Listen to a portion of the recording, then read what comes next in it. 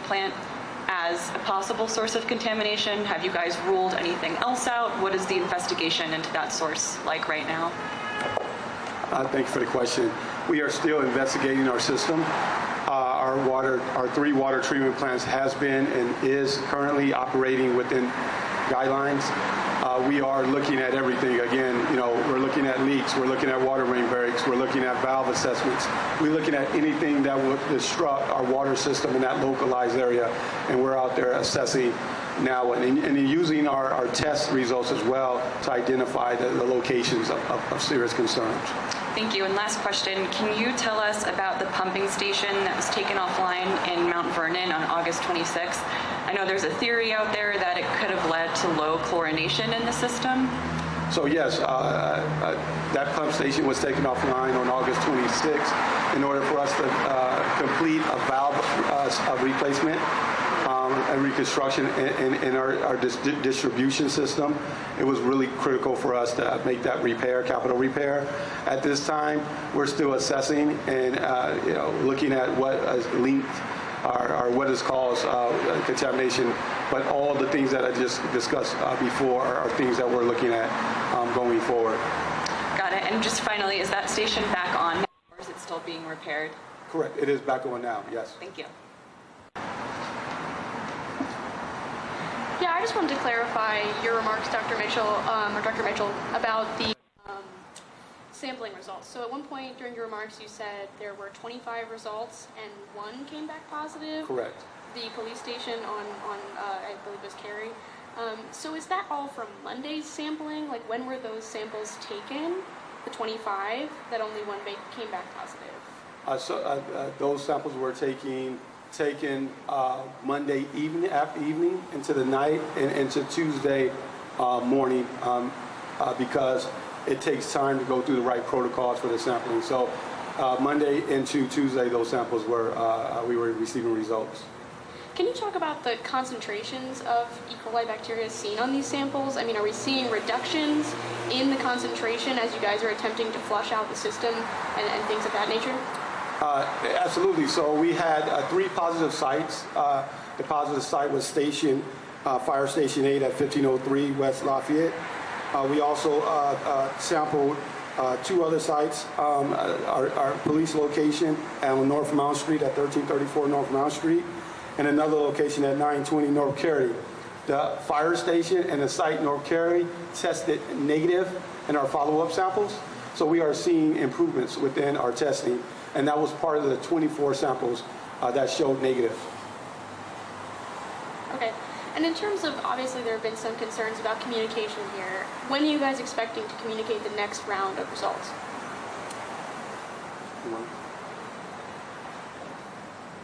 So I think it's critical to know, and I think we talked about this process the other day. One, the director, we know that when a sample is taken, it has to be 24 hours before. But then there's an additional process where we have to talk with and work through with our partners at MDE before DPW can go out and we can come out and say that. We're going to continue to follow that because that's the regulation. As those results come in and we talk with them and follow the protocol, we'll make that information available as quickly as possible within the regulations so that we can get that out, get that information out. I don't think anyone understands the need for us to communicate that more than me. But I think the residents of Baltimore and folks in the region know me well enough to know that I'm not going to cut any corners. And we're going to make sure with the issue this serious that we're following every single regulation. Thank you.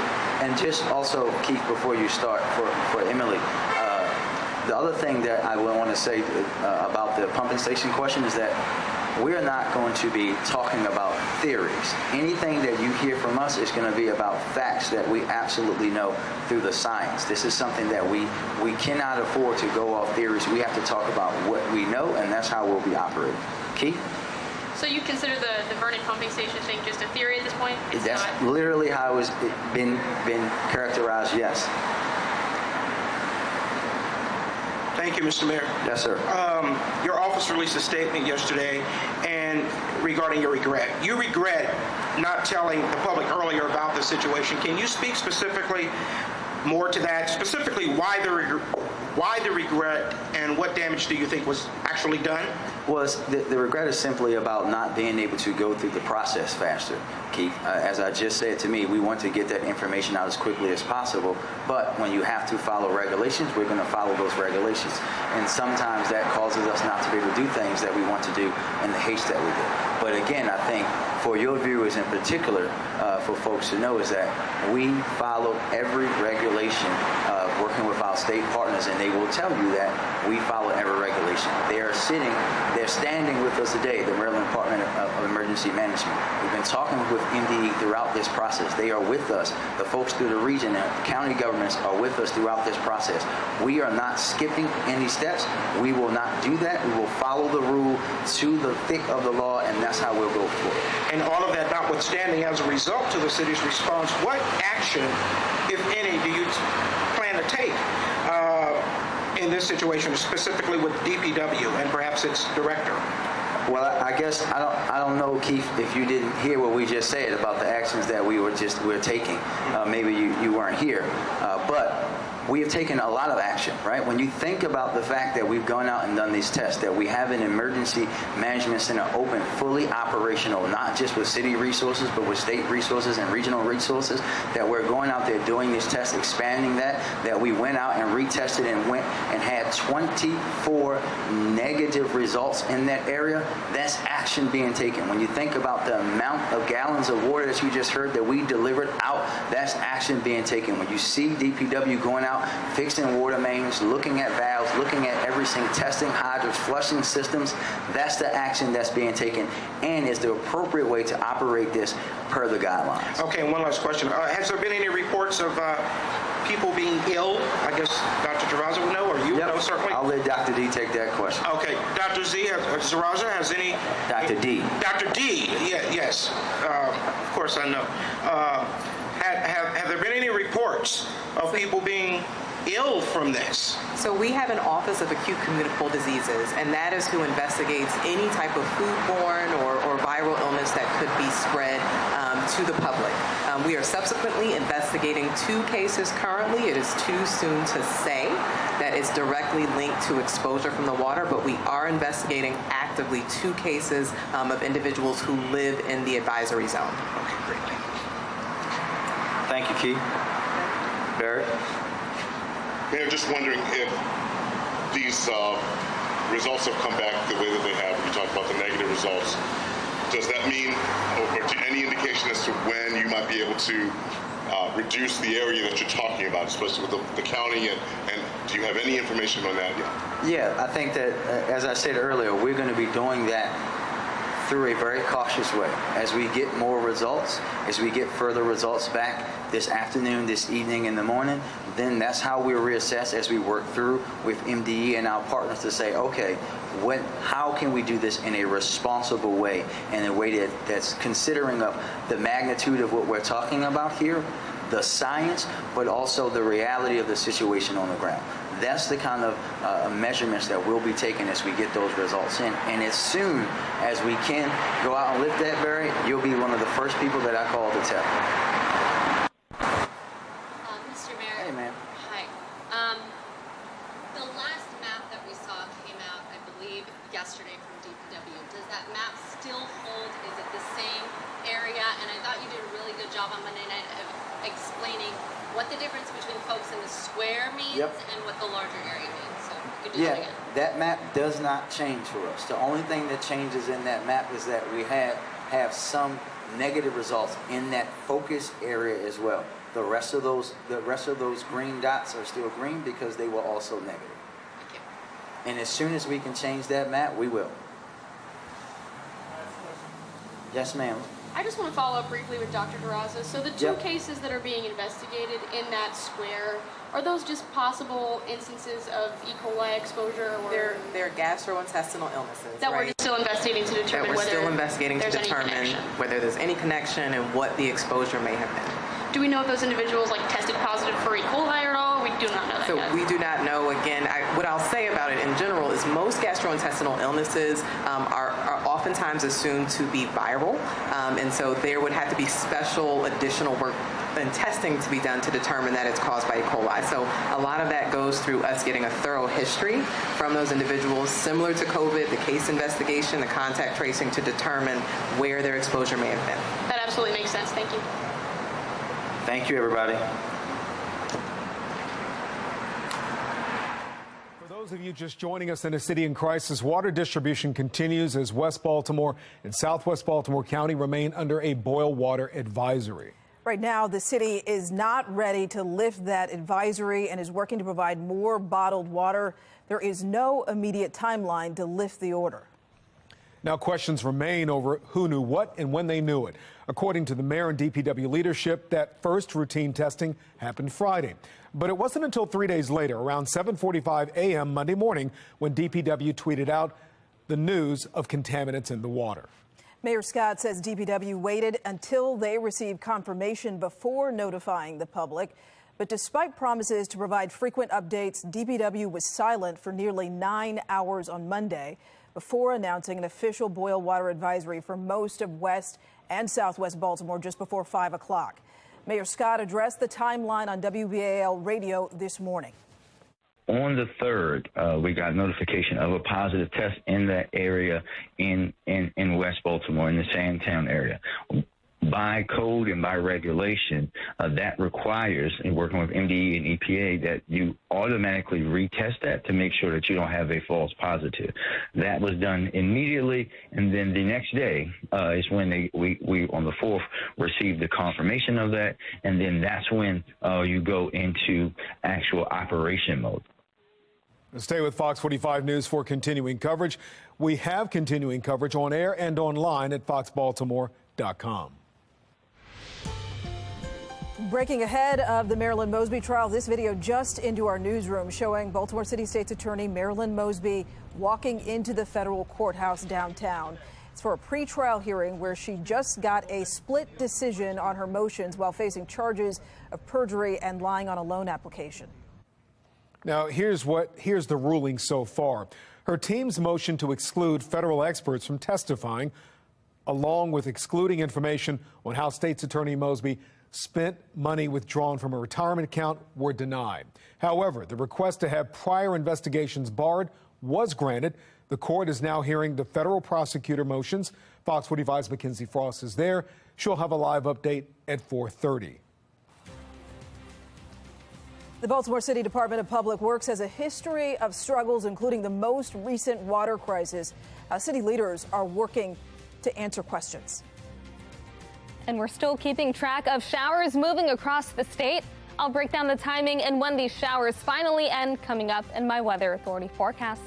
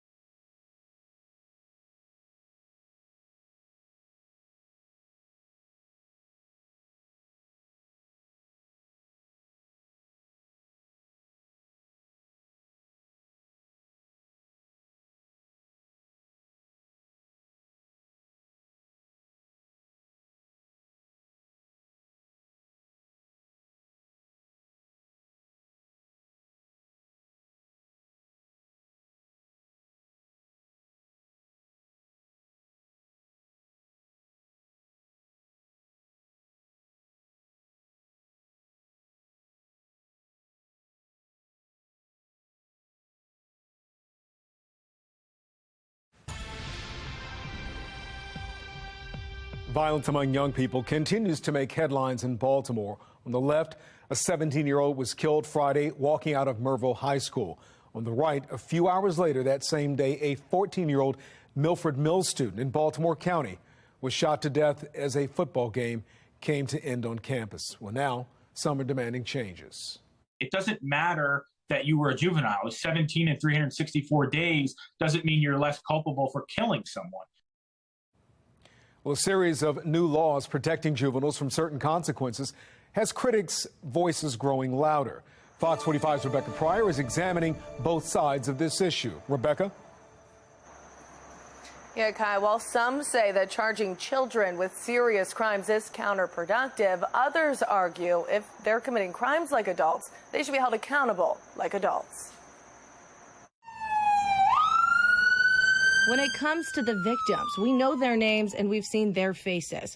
Last week, Jeremiah Brogdon gunned down in his high school parking lot. Last month, 15-year-old Nikayla Straughter shot in the head on her own front porch. But when it comes to their 17 and 9-year-old killers, those identities remain a mystery due to new Maryland laws. This was a homicide. Unfortunately, a homicide happening to a child, by a child.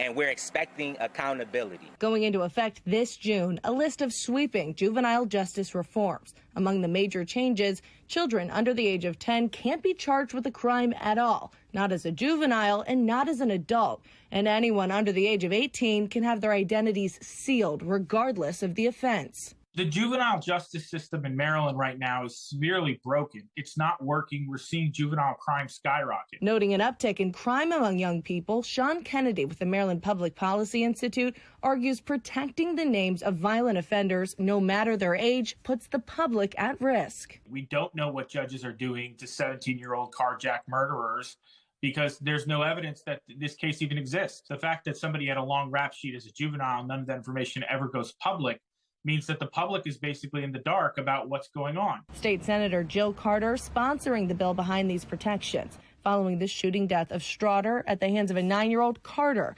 still standing by her legislation, writing, quote, "The Juvenile Justice Reform Bill is a model of best practices supported by science, data, and experts. Yet, nothing in the law would prevent a 9-year-old child alleged to have committed a heinous act from receiving developmentally appropriate intervention or rehabilitative programs, services, and treatment, leaving the public in the dark and the victim's family calling for change." I just want justice. I just want justice. That's all I want. If you can shoot like an adult, you should go to jail like an adult. And tonight, we're still waiting to hear back from the city state's attorney's office to find out if the 17-year-old suspect in the Merville High School shooting will be tried as an adult or not. Reporting live in Baltimore, Rebecca Pryor, Fox 45 News. Rebecca, thank you. Addressing violence and bullying in Baltimore City schools, tonight there is a push from the Baltimore City Council to expand restorative practices in every city school with the hopes of teaching healthy conflict resolution. Fox 45's Maxine Stryker joins us live with a closer look at that effort and why critics say it isn't the answer necessarily. Maxine? Well, Kai, Baltimore city leaders, they often point to a lack of conflict resolution as the fuel behind Baltimore's violence, especially among young people. It was just last Friday, a Merville High School student was shot and killed by another teenager in the city. Now, Baltimore City Councilman Zeke Cohen is calling on city schools to implement conflict resolution and restorative practices in every school across the district. He says currently less than 1/3 of schools have those practices in place. To me, restorative practices is about a higher level of accountability. It's not about saying no consequences, everybody do whatever you want to do. No, this is really about how do we teach young people to hold themselves more accountable, and how do we as adults also hold ourselves more accountable. And Maxine, what are some of the observations of this approach? What are critics saying? Okay, a mother that Project Baltimore spoke with in 2019 does not think these restorative practices are the answer after her daughter was bullied so much that she had suicidal thoughts. She told Project Baltimore the school's response to this was restorative circles, where students talk about the problems that they have and try to work them out. And at the time, city schools told Project Baltimore they emphasize social and emotional learning and restorative practices, exactly what we are hearing Councilman Cohen push for now. The schools don't want to be accountable because they don't want to look bad. And I'm like, but you're doing a disservice to our kids by not addressing this. Now, we asked Cohen what he has to say to critics of this approach. He says when schools implement this, they need to go all in. It's a system and a cultural change that needs to take place. Cohen says he plans to introduce this as a resolution to the city council at their next meeting. But remember, the council has no legislative say over what city schools do, so this is simply a recommendation. Reporting live in Baltimore, Maxine Stryker, Fox 45 News. It has been a gray and gloomy day, and we spent much of the day dealing with a little bit of light rain, even some drizzle, fog, mist in some areas. And we're still continuing to see that on the HD radar. We've got a few more hours of dealing with this rain, and then we're talking a drier forecast as we finish out the week. Temperatures currently sit at 71, and it's overcast over Baltimore. Winds at this time northeast around 8 miles per hour, but notice that visibility, that is down to 4 miles. So we are dealing with a little bit of fog, and you may notice that on your drive. Make sure that you are driving safely. Across the state, most of us are seeing those temperatures in the lower 70s, a couple of warmer spots in southern Maryland, but expect these numbers to continue to fall overnight. We're looking at lows falling to the low to mid 60s, then heading into the afternoon, still dealing with below average temperatures, but it will be much warmer than today. Highs will reach the low 80s, then 84 on Friday, and we continue to heat up as we head into Saturday. Notice we do stay mostly dry over the next 3 days, so it's just a few more showers that we have to get through. As we head overnight and get closer to midnight, those showers will start to taper, and we'll have a few clouds move over the area. Then waking up in the morning to mostly dry conditions, but there could be a few isolated showers toward western Maryland. We stay mostly dry after that, and we'll gradually see the clouds clear heading overnight and then into the day on Friday. We start with temperatures in the 50s and 60s with plenty of sunshine. It looks like it will be a nice and pleasant day. Great way to start the weekend, and really nice if you're planning on spending some time outside. Then we continue to stay dry as we head into Saturday. That'll be another great day for spending time outside. After that, our rain chances do increase heading into the upcoming work week. We'll be dealing with an unsettled pattern with a daily chance for at least an isolated shower. Tonight, temperatures fall to 66 with early rain. Then we stay dry as we head into the day tomorrow. Temperatures around 82, and clouds will gradually clear. We'll have more sunshine by the afternoon, and then we'll have those clear skies overnight and into Friday. 84 for the high temperature on Friday, and actually above average. Even warmer on Saturday, 85. Then we're back to the low 80s on Sunday as we get ready for more showers. 82 on Monday, 83 on Tuesday. Then as we head into Wednesday, we continue to rise with temperatures around 84. Back to you. The Baltimore City Department of Public Works has a history of struggles, including the most recent water crisis. How city leaders are working to resolve the issues.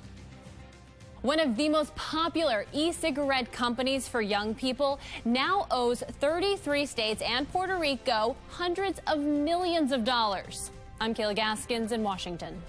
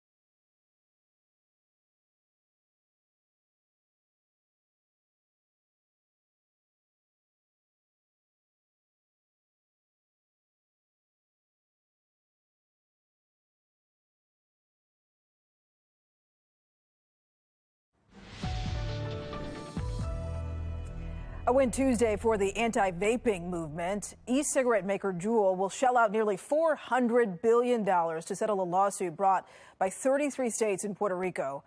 As national correspondent Kayla Gaskins reports, this has to do with allegations that the company deliberately marketed their products to young people.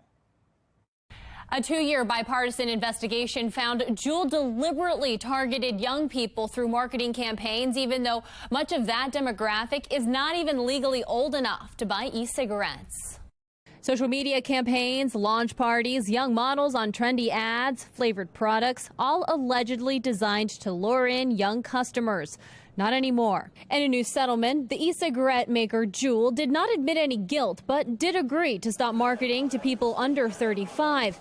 In-store displays will also be limited, along with online retail sales. First of all, they're getting sued by 33 states, and those governments have deep pockets. They have limitless resources. So it was basically a strategic decision to just cut their losses and settled it. Texas, Oregon, and Connecticut leading the 33-state charge against the company. The mandates that we're putting on this company are among the toughest, not just in vaping and our investigations around vaping and e-cigarettes, but among the toughest in any multi-state case since I became Attorney General. Health advocates celebrating, saying this settlement will make kids safer. We're very happy with what happened, but we need to go further. E-cigarettes can be a gateway into combustibles. So if a teenager picks up an e-cigarette, they are 4 times as more likely to get into combustible cigarettes. But not everyone agrees vaping is bad. I don't understand really what the FDA and all the public health authorities have against vaping. I mean, it's a proven harm reduction tool. Like, if anything, vaping is keeping children and adults away from tobacco. As the public, politicians, and academics go back and forth with each other, the FDA has yet to rule on the product, causing frustration on both sides of the debate. In Washington, I'm Kayla Gaskins. New details into what the FBI may have been looking for during the raid of a Baltimore City school headquarters. The link between Dunbar's football coach Lawrence Smith and a multi-million-dollar football league. We're just days away from the beginning of the Ravens season. In just a moment, Morgan Atzett joins us live from the Under Armour Performance Center, as the team prepares to take on an old friend.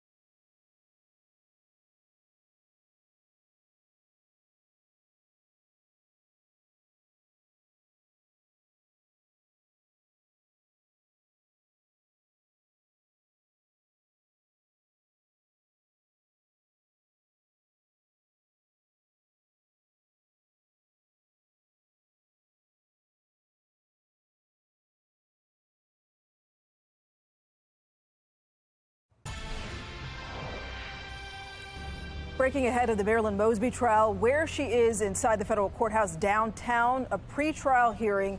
She just got a split decision on her motions while facing charges of perjury and lying on a loan application.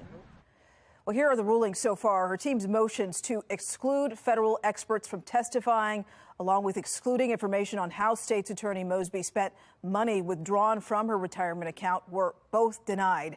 However, the request to have prior investigations barred was granted.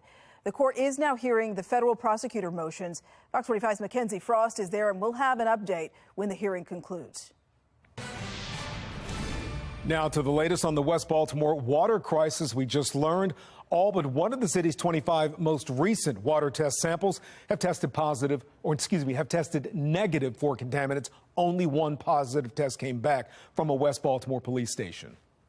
Well, with thousands of homes and businesses in West Baltimore and Southwest Baltimore County still under a boil water advisory, it is just the latest problem facing the city's embattled Department of Public Works. Fox 45's Amy Simpson is live right now with the very latest. Amy, what are you learning?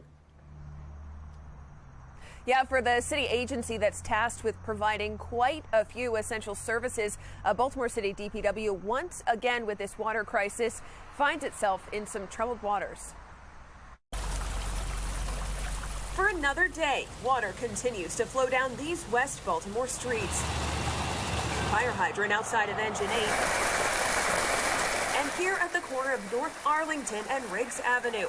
Getting flushed after contaminated water was first discovered in the area on Friday. This is the first time that I found out about this today. The discovery of E. coli and coliform in the water is just the latest blunder facing Baltimore's Department of Public Works, which is also facing criticism for how and when it alerted the public to the problem.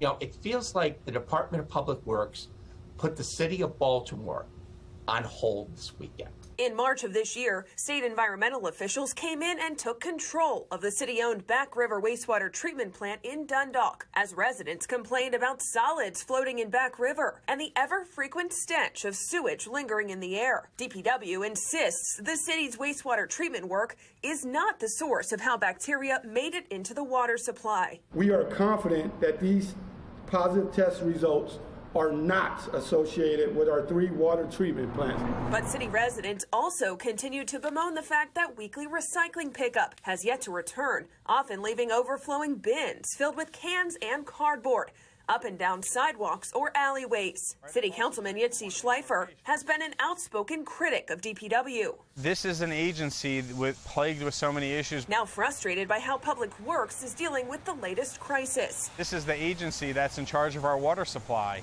And this situation has confirmed my greatest fears, is that here you have an agency that is not transparent, that is not equitable, that is not accountable, and when we turn on the faucet, we're relying on them to tell us the truth whether or not the water's clean. From a consent decree to illegal dumping and soaring water bills, DPW Director Jason Mitchell did inherit some of the city's most chronic problems.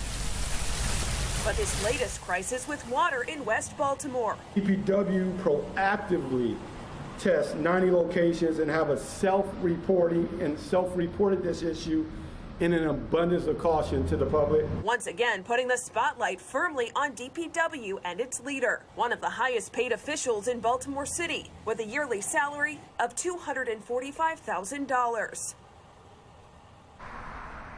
And given these ongoing problems with Baltimore City DPW, today I asked if Mayor Scott has confidence in Director Jason Mitchell's leadership at the Department of Public Works, but so far tonight, no response. Reporting live, Amy Simpson, Fox 45 News.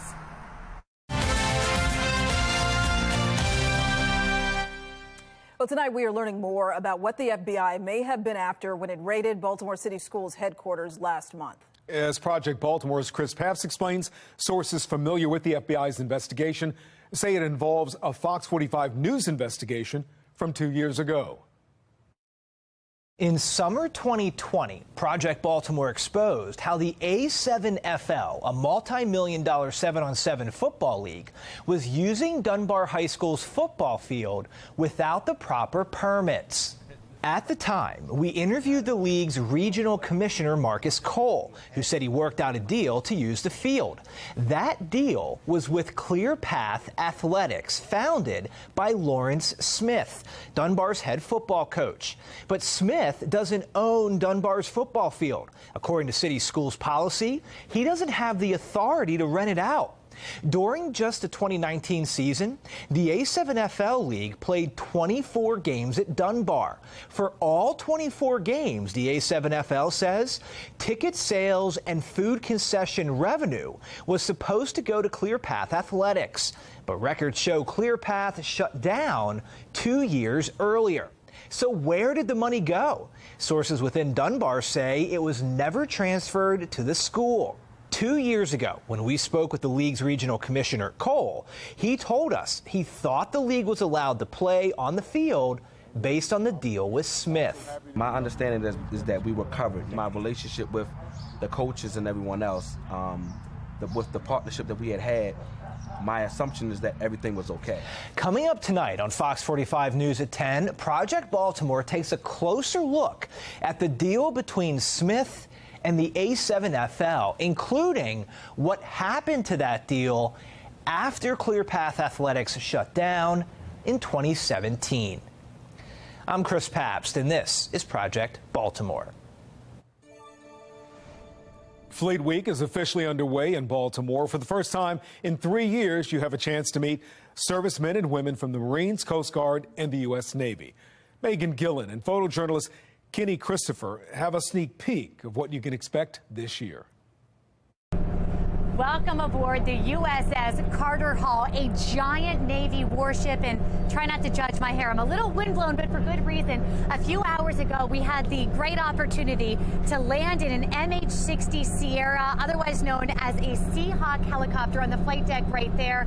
Over the last few hours, we had the chance to sail from the Chesapeake Bay all the way into Baltimore's Inner Harbor on this amazing ship. Again, the USS Carter Hall is what we are standing on right now. It is an amphibious ship, obviously by sea, by air, as we showed you right there, also by land. We have Marines on here as well.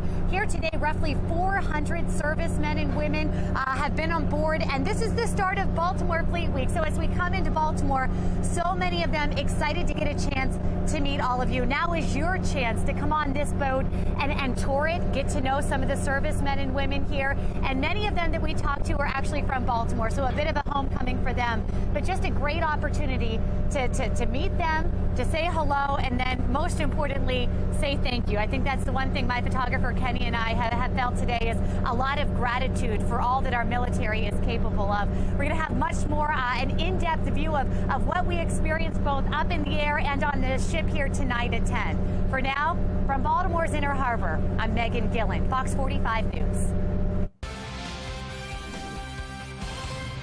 Well, the Ravens are getting ready to begin the season in the Meadowlands against the New York Jets. Morgan Atson joins us live from Owings Mills with the latest. Hey, Morgan. Hey, Riel. Yeah, the Ravens back on the practice field for the second time this week, getting ready for that season opener at the Jets on Sunday. Health-wise, this is probably as good as it's going to get, especially for a team that ended with 19 players on the injured reserve last season. Only rookie defensive tackle Travis Jones not on the practice field today, which meant left tackle Ronnie Stanley was out here, running back J.K. Dobbins, and corner Marcus Peters. Now, as far as their game status, we still know that's up in the air. We'll hear more when we get the team's injury reports throughout this week, and certainly on Friday when there's a game designation tagged to those players if they land on the injury report. The Ravens don't want to tip that hand. John Harbaugh's not going to do it. But the Jets, on the other hand, tipping their game day plan, which they didn't have to, but they did. Their starting quarterback is going to be Joe Flacco, which means after 11 seasons as a starter with the Ravens, they have a reunion set on Sunday with the now 37-year-old Jets quarterback. Probably before the game, it'll be good to say hello, but once you get into the game, it's the game, and we've got to defend their offense and Joe's ability to play in that offense, and that's really what we're looking at. We talked about it today. We anticipated Joe would be the guy. I'm not going against Joe, the defense is. I'm going against the Jets defense, but, he meant a lot playing with a Super Bowl quarterback. Lamar Jackson later went on to say there was no drama back in 2018 when Joe Flacco went down with an injury, and Lamar Jackson got the opportunity to be a starter and never gave that job back up. And then Flacco, of course, was traded to the Broncos. A lot of other questions today with Lamar Jackson, not about football, just his contract and how much he's going to get paid to play football. I'll have that coming up with live reports at 5:15. Reporting Owings Mills, I'm Morgan Atzett. Thank you, Morgan. Fox 45 News continues to seek solutions to problems facing the city and state. Coming up, a look at the multiple system failures that led to young people getting into trouble. Record high inflation not stopping people from donating to their favorite college or university. I'm Angela Brown in Washington, D.C. What's being done with the money and what people say should be done with the cash.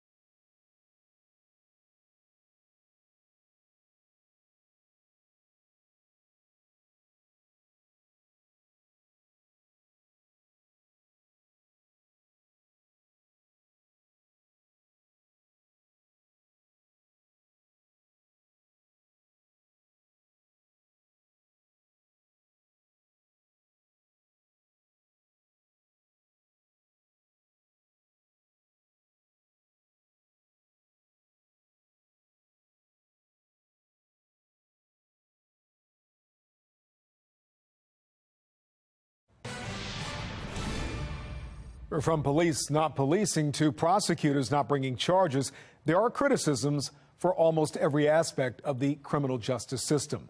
Fox 45's Mackenzie Frost explains some elected leaders are calling on every piece of the puzzle, including families, to step up. More and more teens getting caught in the crosshairs of crime, either the ones responsible or falling victim. In Baltimore, it's never been more clear than in the parking lot of Mervo High School. 17-year-old Jeremiah Brogdon gunned down coming out of school Friday afternoon. The suspect, another 17-year-old, now charged with first-degree murder. You got two young men whose lives are lost. Community activist and pastor P.M. Smith says some of the problems are rooted at home. Consequences for bad choices are learned in the family.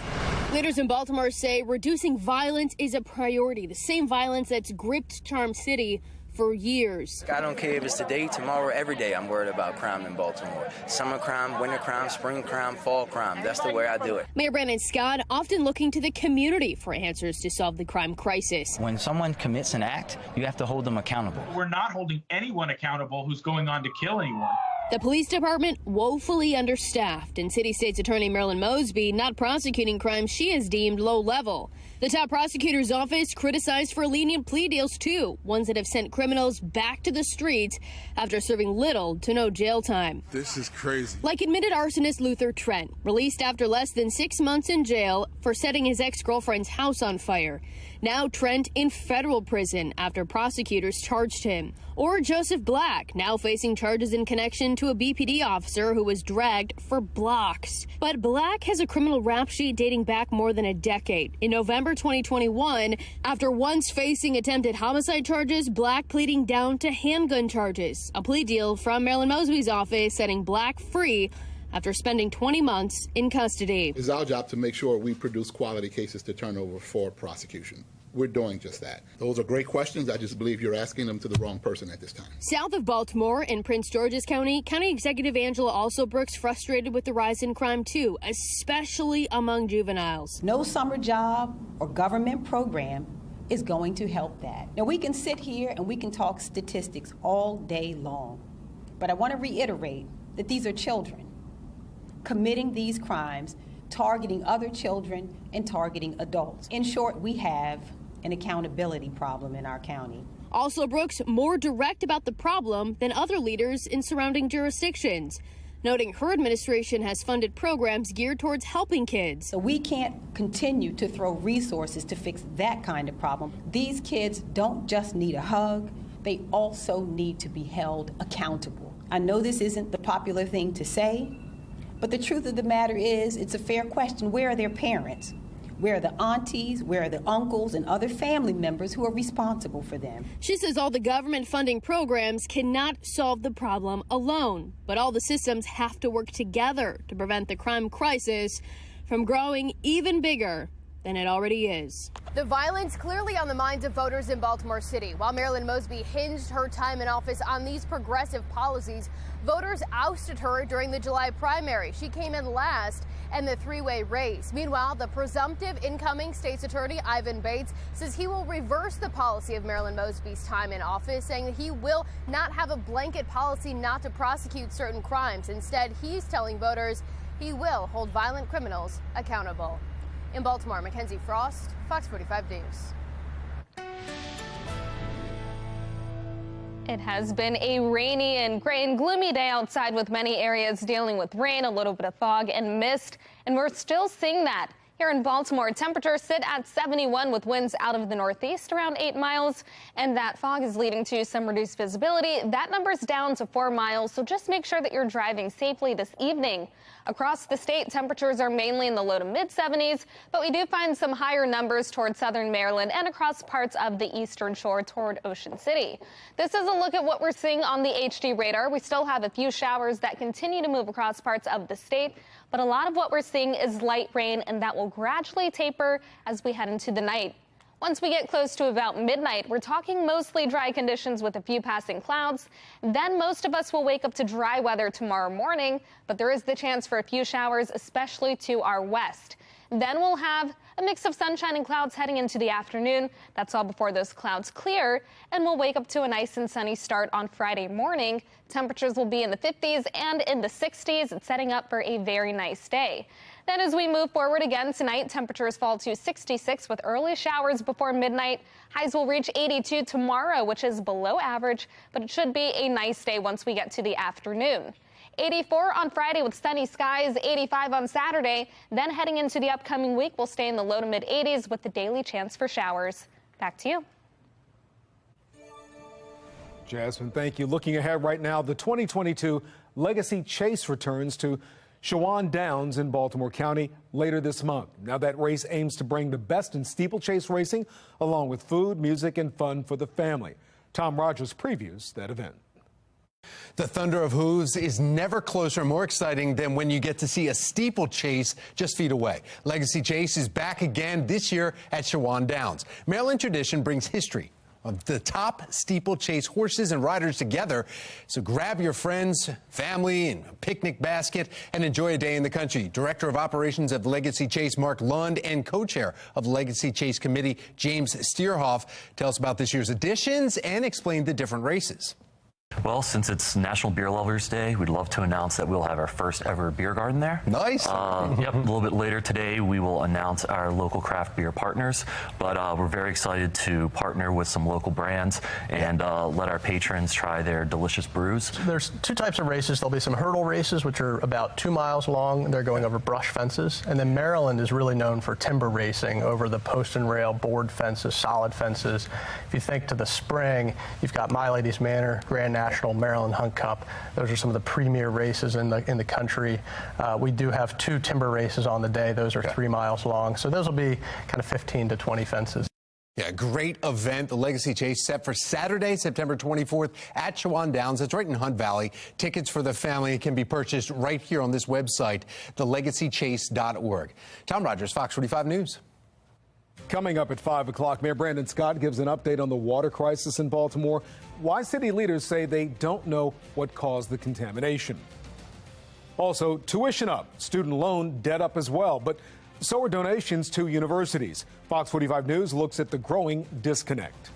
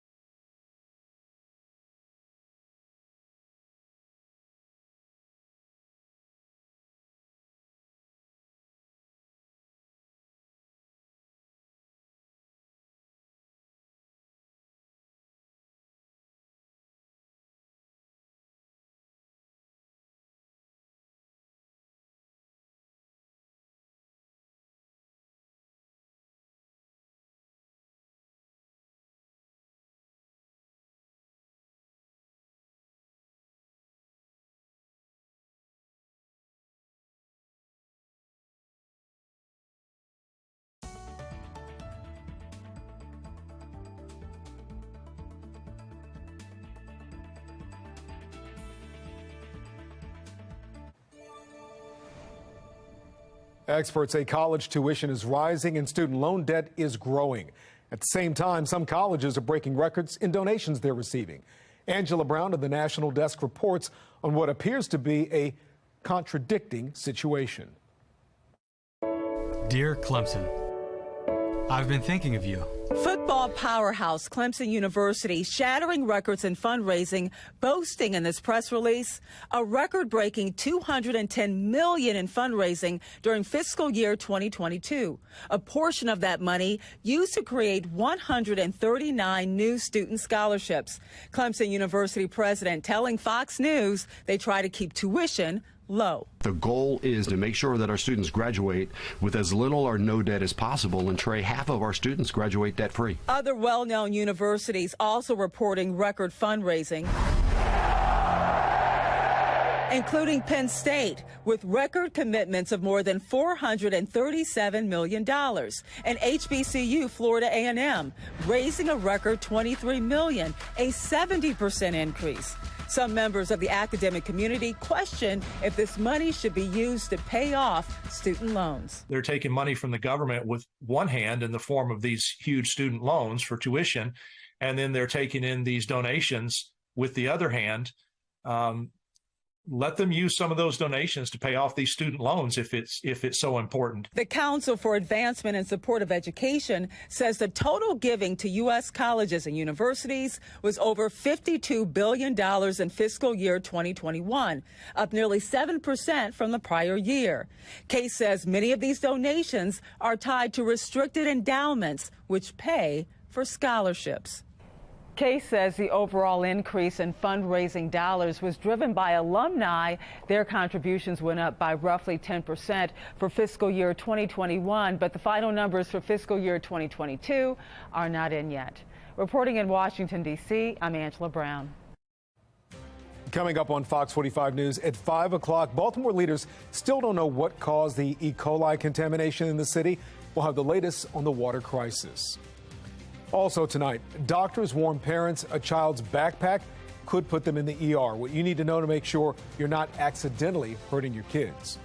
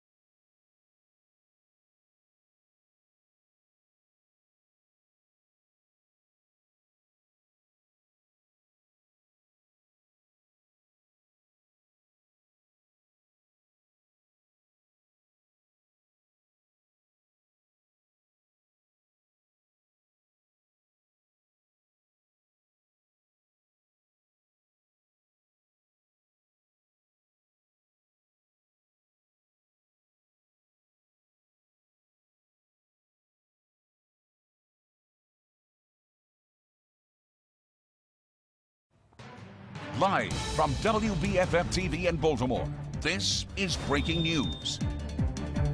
We're following two big breaking stories at 5 o'clock. We're nearing a week out from Marilyn Mosby's federal trial, the latest push to dismiss key elements of the case. And some Baltimore residents now relying on bottled water as an active E. coli contamination continues. Mayor Scott addressing residents just moments ago. We are not skipping any steps. We will not do that. We will follow the rule to the thick of the law, and that's how we'll go forward. Fox 45 News has complete coverage tonight of a city in crisis. Thank you for staying with us. I'm Kai Jackson. And I'm Riel Creighton in for Mary tonight. Leaders from the Department of Public Works say they are still not sure what caused E. coli to get into Baltimore water. Well, this is the area currently being impacted. Health officials say that they have tested 25 water samples from these communities. The single positive test was taken at a police facility at North Mount Street, which was one of the sites that initially tested positive last week. Keith Daniels has more on new information from the mayor's news conference. Keith? Well, Kyle, we're live outside of the city's Office of Emergency Management Headquarters. That news conference, as you indicated, wrapping up just moments ago. Now, the mayor, DPW director, and other city leaders wrapping up with an update on the contaminated water situation in West Baltimore. A boil water advisory remains in effect for much of DPW's affected areas, which include parts of West Baltimore, Baltimore County, and Howard County. Now, the affected map area that the city released still applies. City officials say they've distributed about 53,000 gallons of water over the past 3 days in those affected areas. The mayor saying today they are working diligently on finding the source of that contamination, but this situation is not over yet. You have my word, Baltimore, that we will get this issue resolved in a timely fashion. But I also want you all to realize that this isn't something that can be resolved overnight. We are continuing to test locations throughout the city and the surrounding counties, and will continue to do so until the issue is resolved. Well, Dr. Letitia Geraza, the city's health commissioner, says they've identified 2 cases in that affected area, and suffering from stomach illnesses. They say it's too early, though, to determine if those cases are in fact related to the contaminated water situation. We're live now in downtown Baltimore. Keith Daniels, Fox 45 News. Keith, thank you. Now, if you drank any water in the areas that are affected, doctors say you should watch out for common symptoms like stomach cramps, vomiting, diarrhea, or fever. Symptoms normally appear within 2 to 4 days. If you think you have any of these symptoms, you should reach out to your doctor for treatment. Well, there are some things that you can do without boiling your water if you live in the affected areas. You can wash your clothes, your dishes, clean surfaces, and shower with tap water without boiling. Pets are not affected by contaminated water in the same way as humans, but if you are concerned, you should give them boiled water as well. You shouldn't drink or cook with tap water without boiling it. The water crisis facing the city is just the latest in a long list of issues with the Department of Public Works. At 5:30, our Amy Simpson is breaking down the department's ongoing struggles. We're a week out until Marilyn Mosby's federal trial. Mackenzie Frost is live downtown with the latest information from court. Mackenzie? Yeah, Guy, this motions hearing is just wrapping up. It started about 2 o'clock earlier this afternoon, and the judge heard some of the motions filed from both the defense as well as the prosecution in this case. During this hearing, we learned that the judge denied most of the motions filed by the defense, although Mosby's team was handed one win in terms of what they were seeking, or really preventing potential jurors from hearing. Now, Judge Lydia Grigsby heard hours worth of conversations back and forth about this, but the judge is allowing conversations and discussion about financial hardship, as well as what we are learning about what Marilyn Mosby, according to the federal government, spent her retirement money on that she withdrew, citing that COVID financial hardship impact during when she withdrew that money from her retirement account from the city. But one win for Mosby's team, really, when the judge granted the motion to exclude previous investigations that had happened into Marilyn Mosby herself. That includes, we know, a bar council investigation, as well as the investigation into Marilyn Mosby's travel that she asked the Baltimore City Office Inspector General to do. Now, that's important because it was in that investigation that we learned Marilyn Mosby's own spokesperson said that her 3 travel-related businesses were not operational. Now, earlier today, we learned that the defense seems to be outlining a defense to this, saying that those travel businesses were in fact operational, saying that that is what took the financial hit during the pandemic, which they say allowed her to withdraw that COVID-related money. They're also wrapping up some previous discussions about expert witnesses. The prosecution did not want expert witnesses to be used from the defense. The judge granted some of that in part, but a lot of this discussion will be heard again next week when we're back right here for another pretrial hearing. Now, we know that the trial itself is scheduled for September 19th, and the judge was just going over some more housekeeping rules before we're expected to see Marilyn Mosby come out of the doors behind me. When she does come out, we'll see if she speaks. Going in earlier today, though, her attorney said that there was no plea agreement. They were not talking about that. They're saying they're ready to go to trial. We'll see what they have to say when they come out. Okay? Yeah, Mackenzie, we could see just now Marilyn Mosby with, of course, her husband, City Council President Nick Mosby, flanked by their attorney, A. Scott Bolden. I know you were there, and you've been trying to get her to talk to Miss Mosby. Say anything going into court today, or did she say anything in court itself?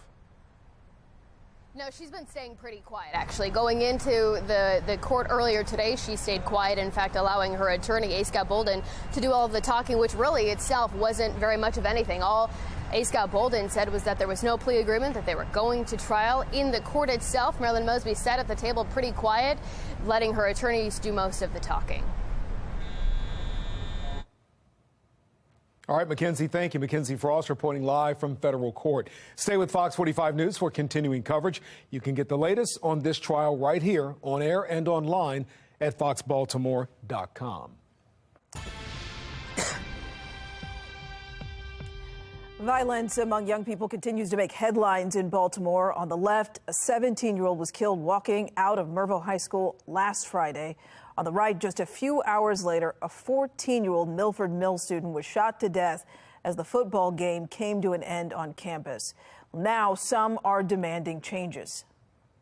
It doesn't matter that you were a juvenile. 17 and 364 days doesn't mean you're less culpable for killing someone. Series of new laws protecting juveniles from certain consequences has critics' voices growing louder. Fox 45's Rebecca Pryor is examining both sides of the issue tonight. Rebecca. Yeah, well, some say charging children with serious crimes is counterproductive. Others argue if they're committing crimes like adults, they should be treated like adults. When it comes to the victims, we know their names and we've seen their faces. Last week, Jeremiah Brogdon gunned down in his high school parking lot. Last month, 15-year-old Nikayla Straughter shot in the head on her own front porch. But when it comes to their 17 and 9-year-old killers, those identities remain a mystery due to new Maryland laws. This was a homicide. Unfortunately, a homicide happening to a child, by a child.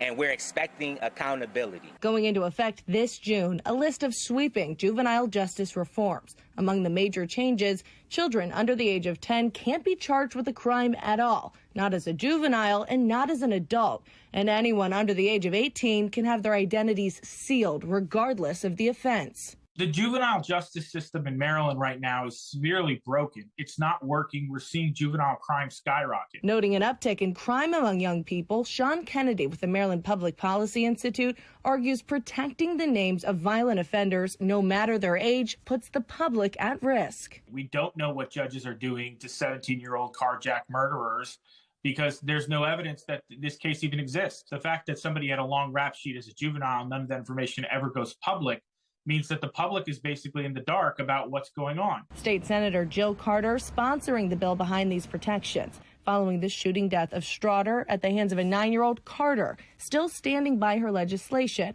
writing, quote, "The juvenile justice reform bill is a model of best practices supported by science, data, and experts. Yet, nothing in the law would prevent a 9-year-old child alleged to have committed a heinous act from receiving developmentally appropriate intervention or rehabilitative programs, services, and treatment, leaving the public in the dark and the victim's family calling for change." I just want justice. I just want justice. That's all I want. If you can shoot like an adult, you should go to jail like an adult. And tonight, we're still waiting to hear back from the city state's attorney's office to find out if the 17-year-old suspect in that Mervo High School shooting will be tried as an adult or not. Reporting live in Baltimore, Rebecca Pryor, Fox 45 News. Well, addressing bullying and violence in Baltimore City schools, tonight there's a push from the Baltimore City Council to expand what's known as restorative practices in every city school, with hopes of teaching healthy conflict resolution. Fox 45's Maxine Stryker joins us live right now with a closer look at that effort and why some critics say it's not the answer. Somewhat controversial, Maxine. It really is, Kai, and some are looking for more consequences, but Councilman Zeke Cohen is pushing for these restorative practices, a more holistic approach to conflict resolution. Baltimore city leaders often point to a lack of conflict resolution skills as the fuel behind violent crime, especially among Baltimore's youth. Just last Friday, Mervo High School student Jeremiah Brogdon was shot and killed as classes were dismissed. It's tragedies like this Baltimore Councilman Zeke Cohen is hoping to prevent, and he says the work starts in the classroom. We need to teach de-escalation, conflict resolution, and restorative practices in all of our schools. Cohen is calling on city schools to implement conflict resolution and restorative practices in every school across the district. Currently, less than 1/3 have the practices in place. You don't expect it to get that bad. But Rain Pryor doesn't believe restorative practices are the answer after her daughter was bullied so much she had thoughts of suicide. They spread rumors about me. It's just kind of like a normal bully you would see in the movies. She has been intimidated at school. She has been physically harmed at school. Pryor told Project Baltimore she contacted the school many times, warning the administration the bullying was getting worse. But their response was restorative circles, where students talk about the problems and try to work them out.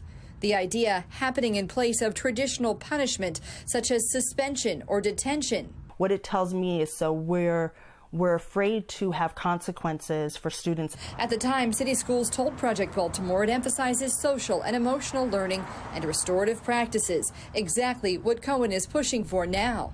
We asked Cohen for his response to those critical this approach actually works.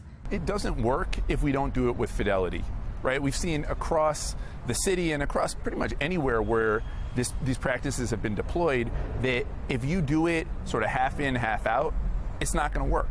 It is a whole systems change. It's a culture change. And while Pryor is skeptical kids are actually being held accountable, the schools don't want to be accountable because they don't want to look bad. And I'm like, but you're doing a disservice to our kids by not addressing this. Cohen believes it's a practice worth trying. To me, restorative practices is about a higher level of accountability. It's not about saying no consequences, everybody do whatever you want to do. No, this is really about how do we teach young people to hold themselves more accountable, and how do we as adults also hold ourselves more accountable. Now, Cohen says he plans to introduce this as a resolution at the next city council meeting. But remember, the Baltimore City Council has no power, no legislative jurisdiction, rather over city schools. So this is merely a recommendation.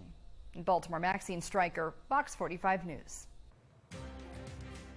What the FBI was looking for during a raid at Baltimore City School headquarters, a Project Baltimore investigation highlighting the link between a football coach and a multi-million-dollar football league.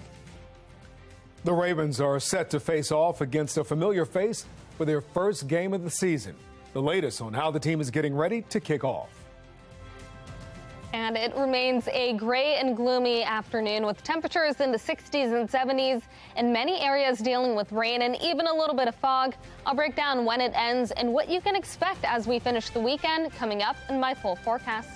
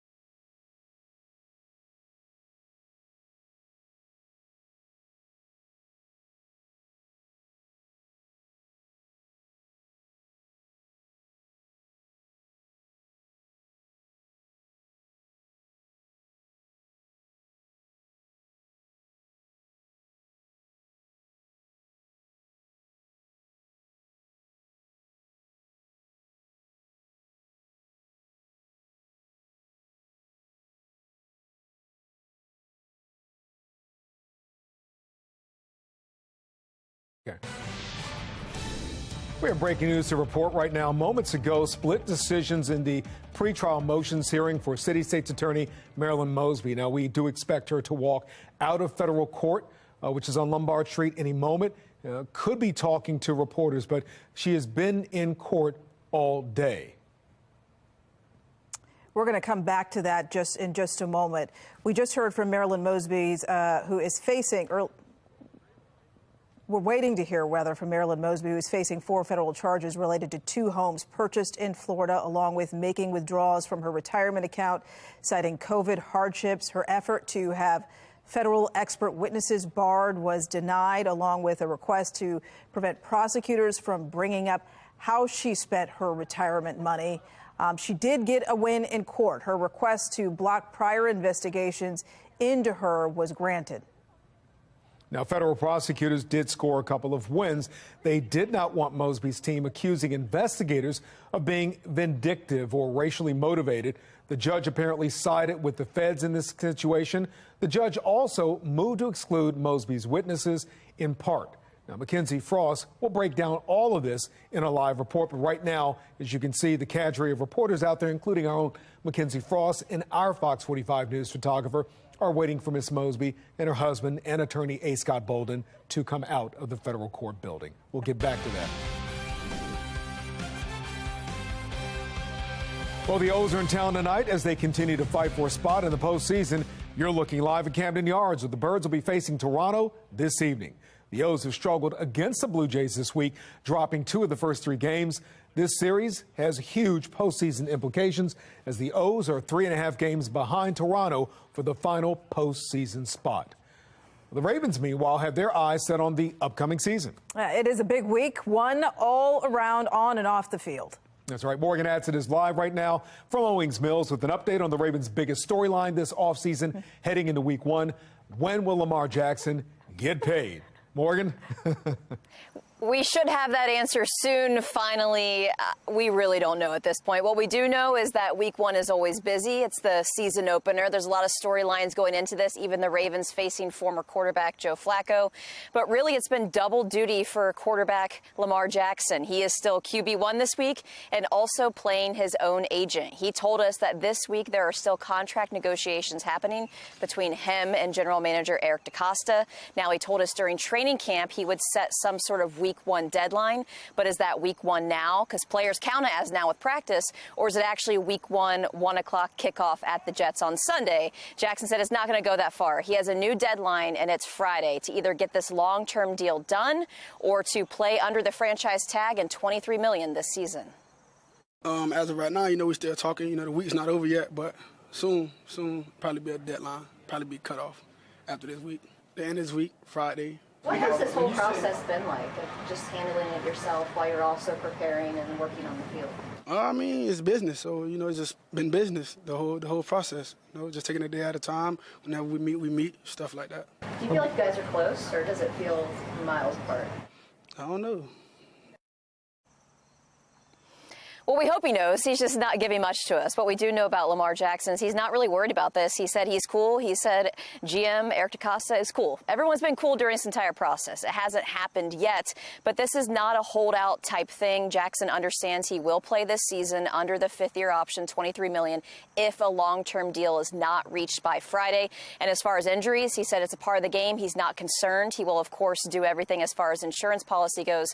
But Jackson is ready to see this thing through on Friday or see it through the entire 2022 season. We will find out very soon, guys, hopefully within 2 days. Reporting live in Owings Mills, I'm Morgan Adsit for Sports Unlimited. All right, Morgan, sounds like a win no matter what. Fox 45 News wants to see your purple pride ahead of football season.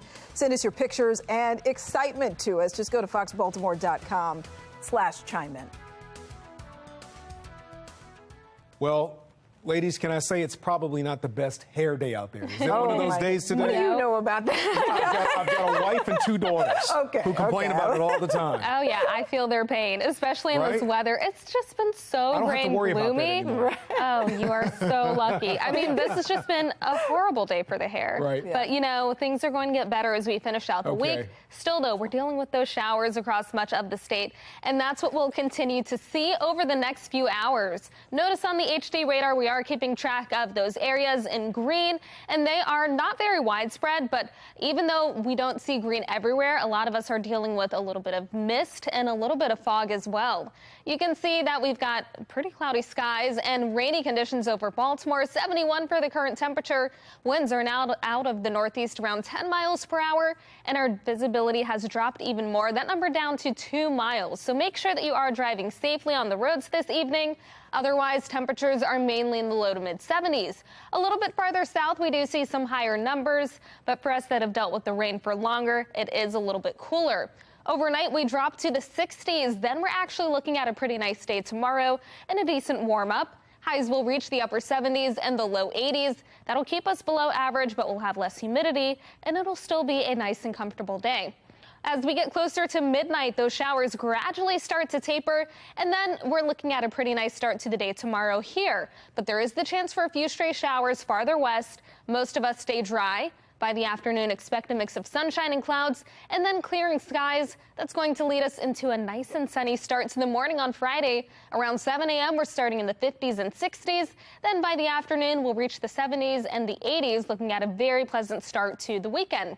We're keeping watch on Danielle. That system will continue to weaken as it moves over the open Atlantic, and it could move towards Spain as a depression. Now, as we continue to pay attention to the Atlantic basin, we've also got Earl. That system could lead to impacts for Bermuda, but we're not expecting any local impacts as that moves over the open Atlantic into the north. We're also keeping watch on 2 other areas, so it's getting very busy in the Atlantic. One has a high chance of formation. That could be our next depression forming.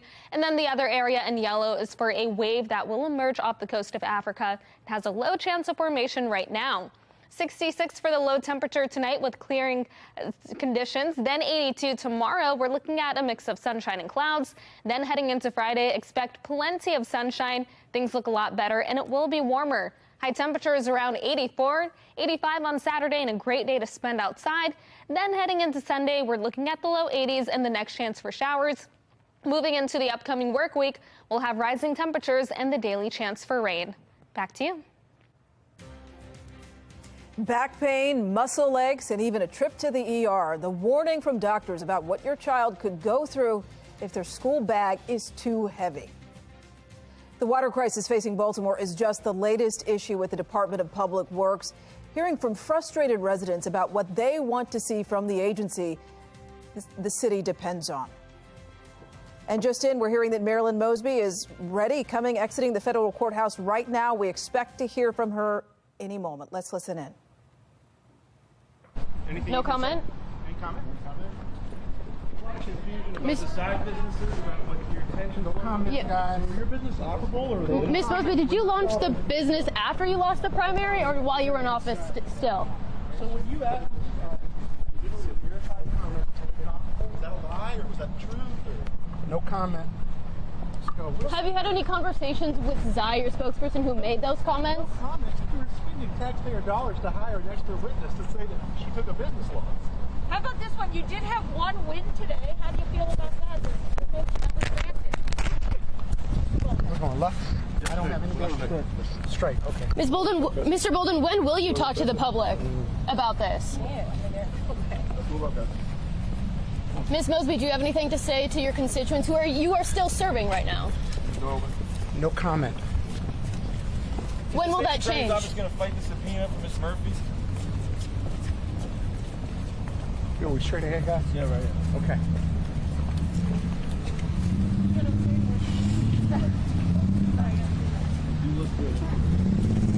Mr. Bolden, when will you make a comment given that your client is a public taxpayer-funded public official? Excuse me, sir. I don't have any comment. You got to let her through. Now, come on, guys. When will you make a comment? Whoa, be careful. Don't have any comments? No comment. Anything you have to say, Council President? All right, sit here. Mr. Bolden, do you plan to comment after next week's hearing? Maybe.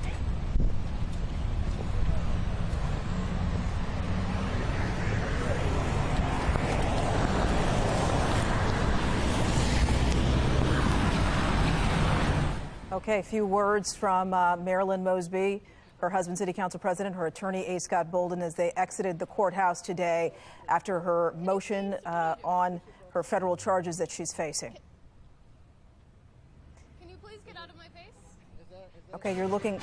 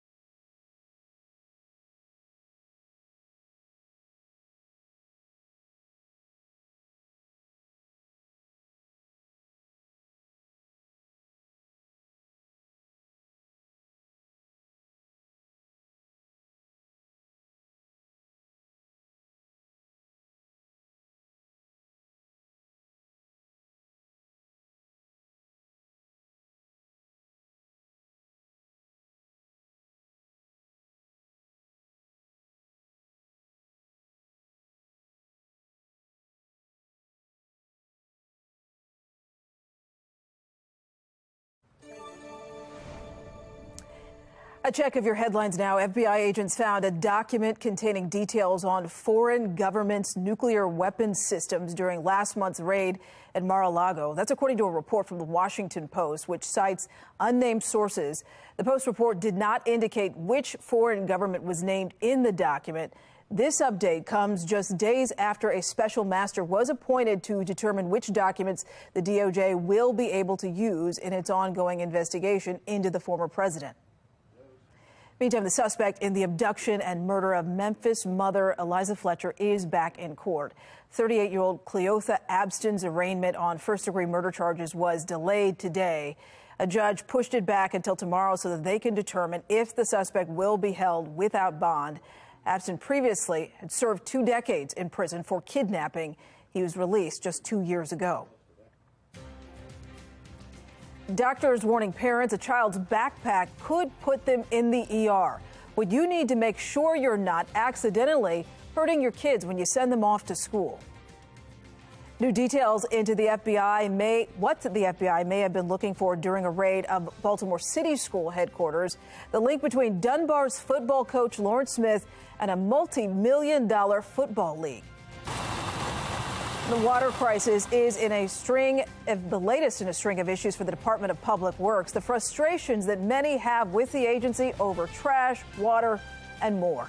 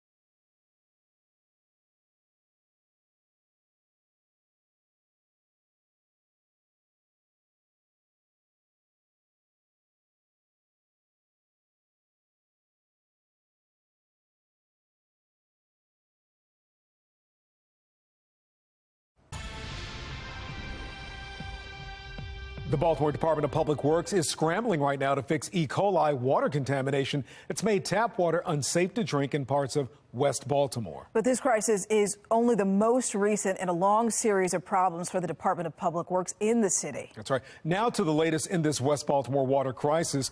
Fox 45's Amy Simpson is live right now with the very latest, and it seems like more information is coming in almost by the hour, Amy. Yeah, very developing situation day by day, Kai. But for an agency that's tasked with quite a few essential services here in the city of Baltimore, DPW does find itself once again in some troubled water. For another day, water continues to flow down these West Baltimore streets. Fire hydrant outside of Engine 8. And here at the corner of North Arlington and Riggs Avenue.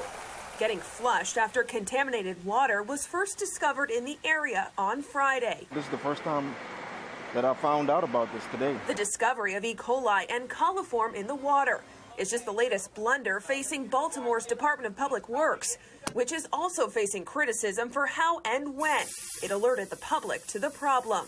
You know, it feels like the Department of Public Works put the city of Baltimore on hold this weekend. In March of this year, state environmental officials came in and took control of the city-owned Back River wastewater treatment plant in Dundalk as residents complained about solids floating in Back River and the ever-frequent stench of sewage lingering in the air. DPW insists the city's wastewater treatment work is not the source of how bacteria made it into the water supply. We are confident that these positive test results are not associated with our 3 water treatment plants. But city residents also continue to bemoan the fact that weekly recycling pickup has yet to return, often leaving overflowing bins filled with cans and cardboard up and down sidewalks or alleyways. City Councilman Yitzi Schleifer has been an outspoken critic of DPW. This is an agency plagued with so many issues. Now frustrated by how Public Works is dealing with the latest crisis. This is the agency that's in charge of our water supply.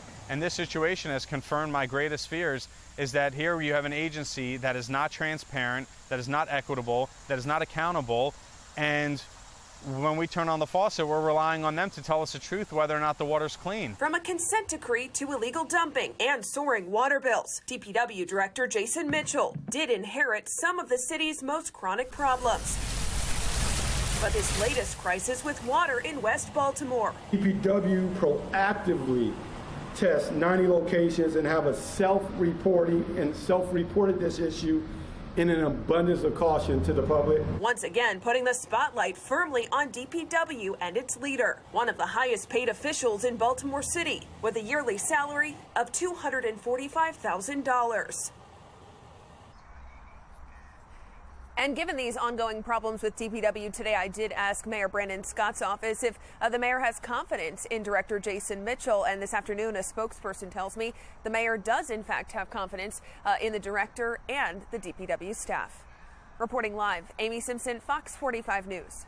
Amy, thank you. As the city responds to this latest crisis regarding water, many are frustrated with that response. Patrice Sanders spoke with a lifelong Baltimore resident who says the city didn't respond as quickly as it should have. Baltimore's Department of Public Works is still advising residents in West Baltimore to boil their water after E. coli was detected over the weekend. The cause of the contamination isn't known, and the city is providing water to those affected. But some are questioning why it took so long for the city to tell residents what was going on. The contamination was found on Friday, but residents weren't told until Monday to boil their water. In the meantime, the Department of Public Works was retesting what they found. Lifelong Baltimore resident Pastor P.M. Smith says the agency and the mayor handled it poorly. I think there's a failure of communication. Number one, there was a lack of clear communication of the situation. Number two, there was a lack of urgency. And number three, there was a lack of empathy for those who are affected. I think the most critical thing when we talk about public safety is safety. Safety of the water supply, which is essential to our existence, which is critical for good health. I don't think they took it seriously enough or acted quickly enough. Now, the mayor says he regrets not letting residents know of the contamination sooner. The city is providing water to those impacted until the issue is resolved. Patrice Sanders, Fox 45 News. Tonight, we're learning more about what the FBI may have been after when it raided Baltimore City Schools headquarters last month. As Project Baltimore's Chris Pabst explains, sources familiar with the FBI's investigation say it involves a FOX45 News investigation from 2 years ago. In summer 2020, Project Baltimore exposed how the A7FL, a multi-million-dollar 7-on-7 football league, was using Dunbar High School's football field without the proper permits. At the time, we interviewed the league's regional commissioner, Marcus Cole, who said he worked out a deal to use the field. That deal was with Clear Path Athletics, founded by Lawrence Smith, Dunbar's head football coach. But Smith doesn't own Dunbar's football field. According to city schools policy, he doesn't have the authority to rent it out. During just the 2019 season, the A7FL League played 24 games at Dunbar. For all 24 games, the A7FL says ticket sales and food concession revenue was supposed to go to Clear Path Athletics. But records show Clear Path shut down 2 years earlier. So where did the money go? Sources within Dunbar say it was never transferred to the school. 2 years ago, when we spoke with the league's regional commissioner, Cole, he told us he thought the league was allowed to play on the field based on the deal with Smith. My understanding is that we were covered. My relationship with the coaches and everyone else, with the partnership that we had, my assumption is that everything was okay. Coming up tonight on Fox 45 News at 10, Project Baltimore takes a closer look at the deal between Smith and the A7FL, including what happened to that deal after Clear Path Athletics shut down in 2017. I'm Chris Pabst, and this is Project Baltimore.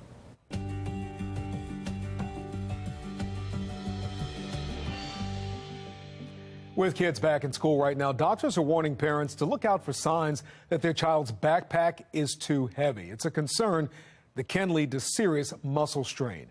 Joy Wang from our Sinclair sister station in Washington, D.C. has more on how heavy backpacks can end up putting some kids in the emergency room. While doing this story, I was surprised to learn that 7,500 kids each year actually end up in the emergency department because of neck and shoulder pain concerns that have to do with heavy backpacks. Of course, we know that our kids come in all shapes and sizes and all weights as well. And so one thing to keep in mind, experts say, is to make sure that that backpack is only 15% of that child's weight at most. So for a middle schooler, maybe about 100 pounds, you want to make sure that with everything in that backpack, it's not more than 15 pounds. All right, let's get to some things to look out for when it comes to any concerns that a backpack could be too heavy. First up, look for any posture changes. If the child is slumped over when they're carrying the backpack, they're complaining of pain in their shoulders or arms, maybe they're taking their backpack on and off all the time. These are all signs that the bag could be too heavy. Here's Dr. Jennifer Gordine. She is a primary care sports medicine physician with Kaiser Permanente. If the child is carrying the book bag every day to school and it's too heavy, and the parents or the teachers aren't noticing some of the warning signs, it could go on for quite some time before it's brought to the attention of the parent. And by the time that they realize that this is a problem, it's a pretty severe muscle strain, and so the child is in quite a bit of pain. Dr. Gordine says the most common injuries would be neck and shoulder muscle strains. And if your child has these types of injuries, rest and activity modifications are the usual treatment. Definitely check in with the pediatrician if your child complains about pain for more than a few days. Treatment options could be Tylenol or ibuprofen, heating pads, even topical pain creams or gels. Right now, we have got our photographer, Joaquin Neto, wearing a backpack to kind of show you the do's and don'ts. First, it's really great that he has nice, thick straps that also have padding here. Plus, he's got both of the straps on. You definitely don't want to just have one strap on.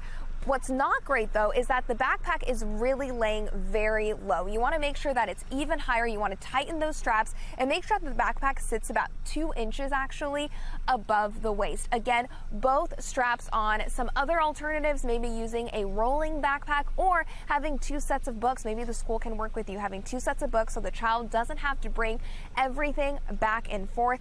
because if you have any of these concerns, or maybe the child has underlying scoliosis or other fractures, it can make those symptoms even worse. Again, parents, if the child's complaining about any of that pain for more than a few days, you want to reach out to your pediatrician. In Alexandria, Joy Wang, 7 News.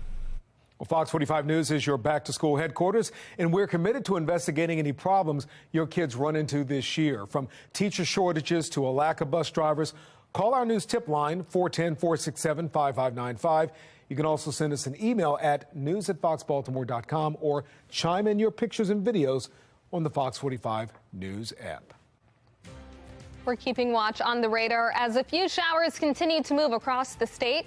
I'll let you know when the rain ends and we finally dry out, coming up in my Weather Authority forecast.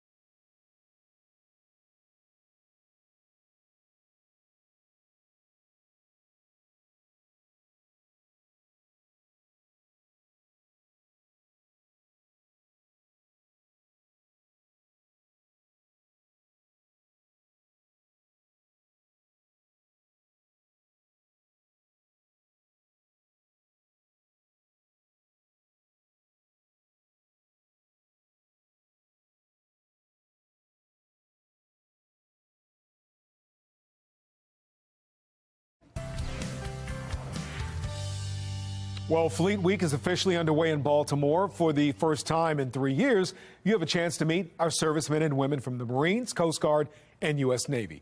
Megan Gillen and photojournalist Kenny Christopher has a sneak peek right now of what you can expect this year.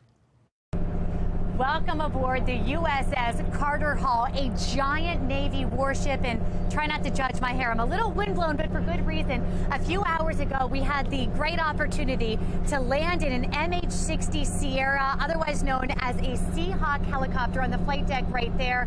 Over the last few hours, we had the chance to sail from the Chesapeake Bay all the way into Baltimore's Inner Harbor on this amazing ship. Again, the USS Carter Hall is what we are standing on right now. It is an amphibious ship, obviously by sea, by air, as we showed you right there, also by land. We have Marines on here as well.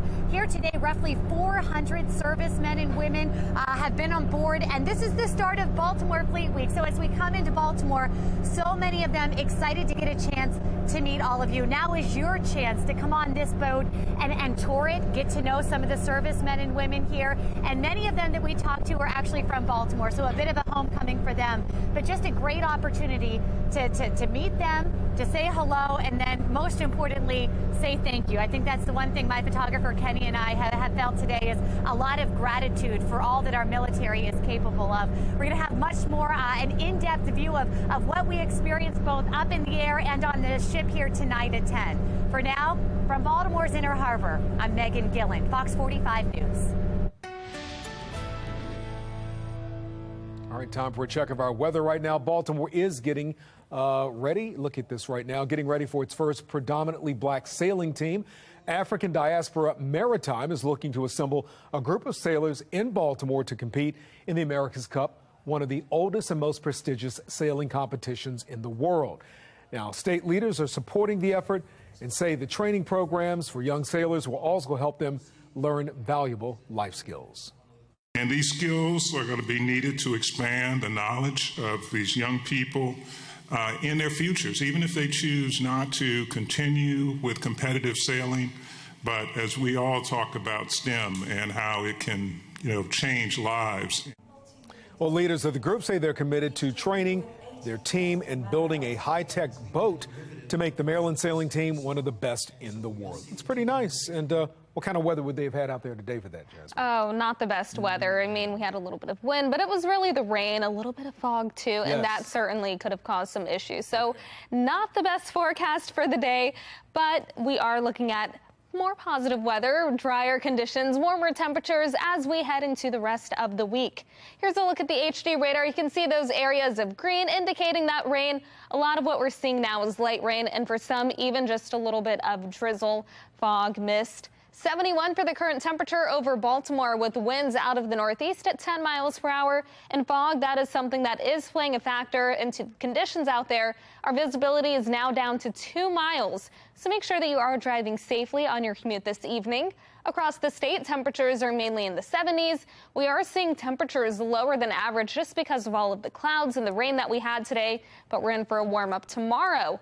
Overnight, we fall to the 60s, some areas even in the 50s, but then by the afternoon, expect highs in the upper 70s and the low 80s. It'll be a pretty nice day. Now, there could be a couple of very early showers, but the rest of the day will be dry. Now, tonight, we'll stay mostly dry as we get closer to midnight, then waking up to mostly dry conditions here in the Baltimore area. West, there could be a few stray showers, but the rest of the day does look pretty dry. Even after the afternoon, we'll have clearing skies. We'll wake up to plenty of sunshine on Friday, and by the afternoon, high temperatures reach the 70s and the 80s with lots of sunshine. It'll be a very nice start to the weekend. We're also keeping watch on the Atlantic Basin, and we've got several areas that we're watching. This is Danielle. That system is expected to remain over the open Atlantic before weakening into possibly a depression as it moves towards Spain. Then we're watching Earl. That system could lead to impacts for Bermuda, but it will not have any local impacts. It'll continue to move north. It could actually strengthen into the first major hurricane of the season, so that's something to watch. We've got one area in red that has a high chance of formation over the next few days. We've also got another area that's expected to emerge off the coast of Africa that has a low chance of formation, but we are getting closer and closer to the peak of hurricane season. Things are starting to get active, so make sure that you're staying alert with what's going on. 66 for the temperature overnight with early showers before midnight, then highs around 82 with clearing skies by the afternoon. Expect lots of sunshine as we start the weekend on Friday. Temperatures around 84. Saturday should be another great day for spending time outside, 85 for the high. Then we have our next chance for showers on Sunday, 81. After that, expect temperatures gradually rising to the mid-80s by the middle of the week. We'll also have the chance for showers every day. Back to you. Jasmine, thank you. Coming up on Fox 45 News at 6 o'clock, Baltimore's clean water fiasco into its third day. The mayor's response as city leaders search for answers. And it will be an elite matchup Sunday in East Rutherford as the Ravens open the season with the Jets. What the Ravens are saying about facing their former QB, Joe Flacco.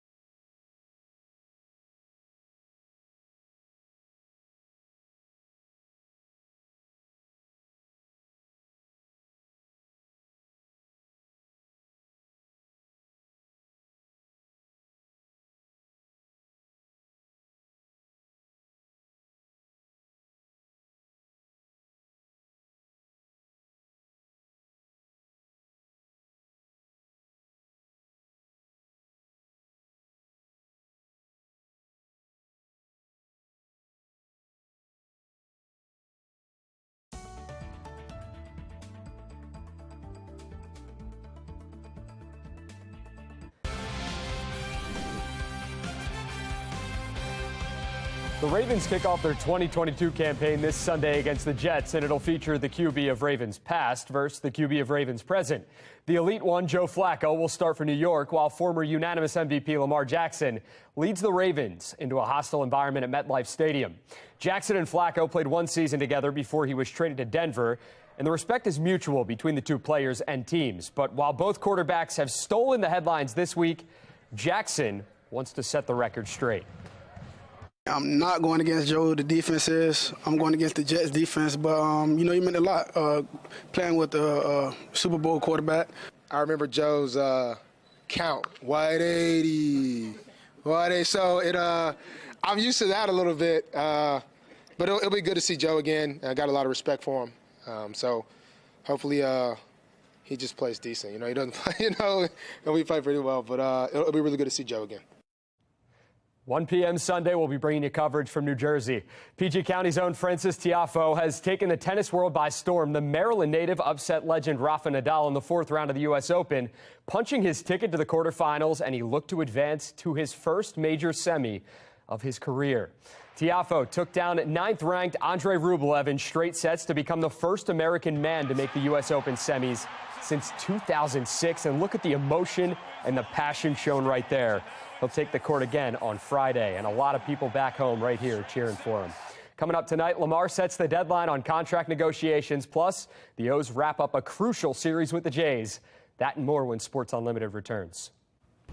Rocco, thank you. Coming up on Fox 45 News at 6 o'clock, City State's Attorney Marilyn Mosby is back in court. Mackenzie Frost has today's developments in a live report. Inflation cools off across the United States, but economic growth doesn't seem to reflect that progress. How the financial burden is hurting Americans in more than one place.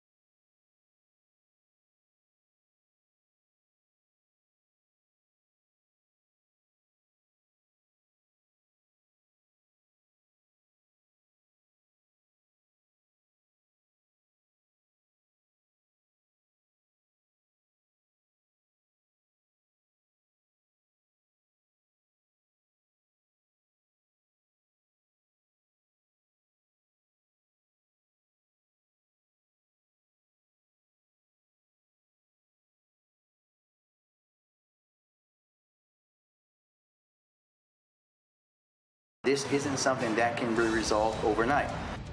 As Baltimore's water crisis continues to unfold, Mayor Brandon Scott provides a critical update for residents wondering when their water will be safe to drink. City State's Attorney Marilyn Mosby just wrapped up a pre-trial hearing. Today's developments as her federal trial is now less than 2 weeks away. And another settlement involving the disgraced gun trace task force, why Baltimore City is now on the hook for almost $600,000. Live from WBFF in Baltimore, this is Fox 45 News at 6.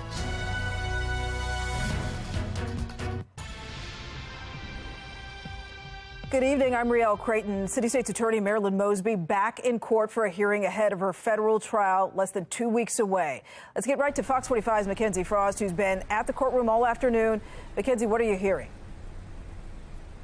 Well, Rielle, this hearing wrapped up not too long ago, and the judge really issuing a win for the prosecution mostly, but also delivering a win for Marilyn Mosby in some aspect. Let's break down some of these motions that we heard both sides go back and forth on. Really, one of the main issues talked about the COVID-19 financial hardship and the fact that Marilyn Mosby claimed a financial hardship when she withdrew some of that money from her retirement account. Now, the judge is allowing the prosecution to talk about what they say she used that money on. Federal prosecutors say she used that money on down payments on those 2 Florida vacation homes. The prosecution also allowed to use the term financial hardship. That was something the defense did not want the prosecution to be allowed to do during this trial. Now, we're also seeing Marilyn Mosby's side businesses emerge as a point of issue in this trial. Remember, in 2020, Marilyn Mosby's spokesperson, Zai Richardson, said that those 3 travel-related businesses were not active. She said that they did not have any clients, and they were really set up for Mosby to use when she left being state's attorney. But we heard today from the defense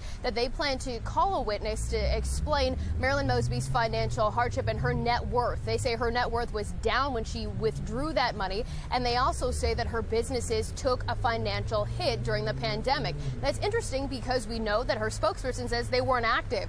After this hearing, we had the opportunity to question Marilyn Mosby about some of the things that we heard during the court during this hearing, but Marilyn Mosby kept pretty quiet. Take a listen. Ms. Mosby, did you launch the business after you lost the primary or while you were in office still? So when you asked, did you verify the comment? Was that a lie or was that the truth? Or? No comment. Have you had any conversations with Zai, your spokesperson, who made those comments? No comments. You were spending taxpayer dollars to hire. Okay, so Mackenzie, Marilyn Mosby not talking at this point, but the judge also heard debate about what witnesses could potentially be called on both sides. What do you know about that discussion?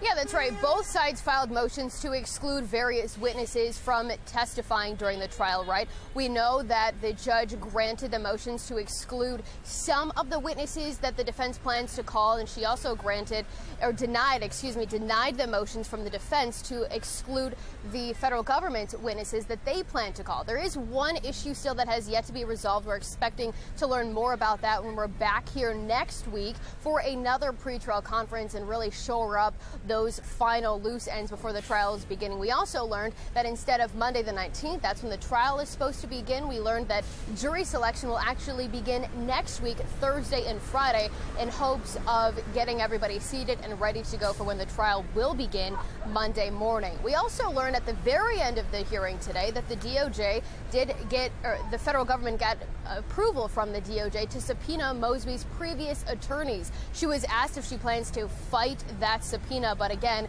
she did not say anything. I did ask her attorney, A. Scott Bolden, if he plans to make any comments next Wednesday after the hearing. He told us maybe, so we'll have to wait and see.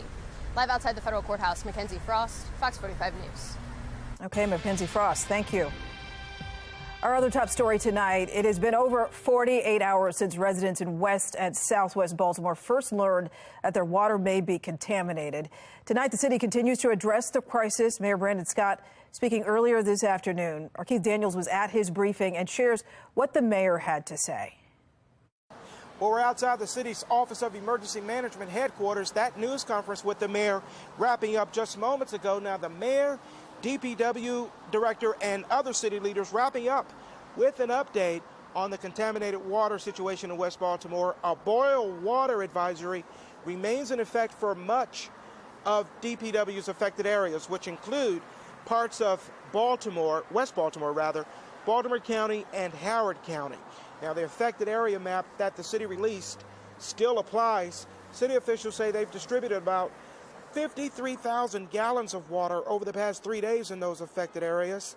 The mayor saying today they are working diligently on finding the source of that contamination, but this situation is not over yet. You have my word, Baltimore, that we will get this issue resolved in a timely fashion.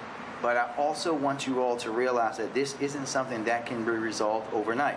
We are continuing to test locations throughout the city and the surrounding counties, and will continue to do so until the issue is resolved. Well, Dr. Letitia Geraza, the city's health commissioner, says they've identified 2 cases, people in those affected areas suffering from stomach illnesses, but she says it's too early to know if those illnesses are related to the contaminated water. Reporting tonight, Keith Daniels, Fox 45 News. All right, and if you have drank any of the water in the impacted areas, watch out for common E. coli symptoms like stomach cramps, vomiting, diarrhea, or a fever. Symptoms usually appear within 2 to 4 days, and if you think you have any of these symptoms, reach out to your doctor for treatment immediately. Well, city leaders have some recommendations if you do live in an impacted area. If you're going to cook with or drink water, boiling is necessary to kill the bacteria. Health experts recommend a healthy boil, so just warming up the water will not be enough. It is okay to wash clothes or shower with tap water without boiling. Pets are also less likely to be infected, but if you are concerned, you can still boil the water.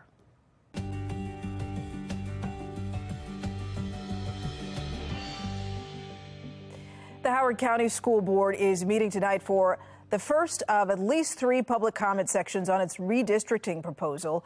The new maps would reflect the addition of a 13th high school in the county and impact more than 2,500 students. According to the superintendent's proposal, High School 13 would receive students from Hammond, Howard, and Long Beach high schools and impact 2 other schools as well. Amid a string of violence in city schools, Councilman Zeke Cohen comes forward with a new strategy to combat bullying. He wants city schools to implement conflict resolution and restorative practices in every school across the district, basically calling for students to talk about their problems in a group setting. Currently, less than 1/3 of city schools have the practices in place, but a mother who sat down with Project Baltimore says those policies aren't the answer, and they put the burden on students rather than the school. The schools don't want to be accountable because they don't want to look bad. And I'm like, but you're doing a disservice to our kids by not addressing this. Councilman Cohen says that he plans to introduce the plan as a resolution to City Council at the next meeting, but the council has no legislative jurisdiction over city schools, so it is merely a recommendation. Fox 45 News is your back-to-school headquarters, and we're committed to investigating any problems your kids run into this year. Call our news tip line, send us an email, or chime in your pictures and videos on the Fox 45 News app. Now, a Fox 45 News alert in 3, 2, 1. At least 3 shootings happened today. The most recent wounded a teen outside of a high school. We've just learned a 15-year-old was shot along Pressman Street outside Carver Vocational High School in West Baltimore.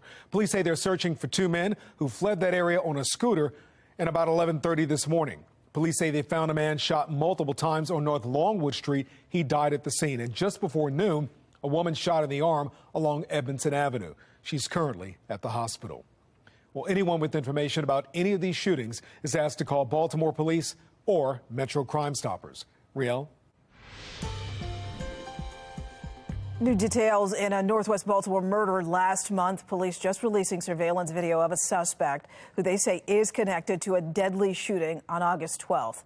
Tony Matthews was found shot several times along Parkside Drive.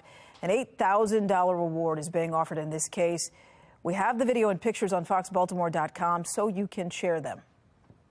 Well, another settlement will be handed out surrounding the failed gun trace task force in Baltimore. Today's $575,000 settlement stems from a 2015 traffic stop in which 3 Baltimore police officers recovered a gun from under the passenger seat. Plaintiffs claim that the police had no probable cause to search the car. There's a Section 1983 claim for violation of plaintiff's 4th and 14th Amendment rights. And there's also a Section 1983 claim for negligent supervision, training, retention, and custom or policy of deliberate indifference against the city defendants. Former Officer Marcus Taylor, one of the 3 involved in the traffic stop, is serving an 18-year prison sentence on racketeering and conspiracy charges. Nearly $15.5 million in settlements have now been paid out to victims. 4 active cases have not been settled. Here's our look now at today's top trending stories. Number one, Fleet Week is officially underway in Baltimore. Ships began arriving today, including naval vessels, Coast Guard ships, Army Corps of Engineers ships, and research vessels. They'll be docked at various Baltimore locations for the next 4 days, available to tour between 10 a.m. and 5 p.m. Megan Gillen will have much more on this week's events tonight on Fox 45 News at 10. And number two, a unique housing opportunity will soon be available for first responders in Baltimore. Today, city leaders broke ground on Guardian House, a new community designed to offer affordable housing. It's located along South Gay Street. The housing will be available for any first responders making less than 80% of Baltimore's median income. The complex includes 66 residential units and retail space. Number three, the finale of a 4-game series with major playoff implications for the Orioles. Let's go live now to Camden Yards as the O's are preparing to take on the Toronto Blue Jays, the team currently right above them in the wild card standings. The Orioles are 3.5 games back entering tonight. First pitch is set for just after 7 o'clock. A weak outlook for economic activity across the country. I'm Atrell Nashar with what a new Federal Reserve report says about inflation where you live. And overnight showers will gradually taper, and we're looking at low temperatures falling to the mid-60s. Then it's back to nice and dry weather tomorrow. I'll let you know how warm it gets and how long the dry weather lasts coming up in my Weather Authority forecast.